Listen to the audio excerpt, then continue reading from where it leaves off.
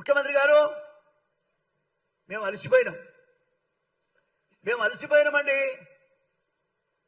మీరు పెట్టే అవమానం, ఈ వ్యవస్థలో మాకు జరిగే అవమానాన్ని, అన్యాయాన్ని చక్కదిద్దే స్థితిలో మీరు లేరు. కారణం ఏమిటో మీరే చెప్పాలి. దీనికి కారణం ఏమిటి? నీ వెనుక గొంతులు దోగుతున్నారు నల్లి కుట్లోలు ఎవరు చెప్పమంటావా? అరే ఏం మాట్లాడుతున్నావా? నీ గవర్నమెంట్ కూలిపోవడానికి చాలా సిద్ధంగా ఉంది. నువ్వు ఒక్కడే పని చేస్తే కుదరదు కదా. వర్గీకరణకు వ్యతిరేకంగా, వర్గీకరణ అయిన తర్వాత కూడా వ్యతిరేకంగా, దానికి ప్రభుత్వ నిర్ణయానికి వ్యతిరేకంగా మీటింగ్ పెడితే నువ్వేమైనా చేయగలిగావా?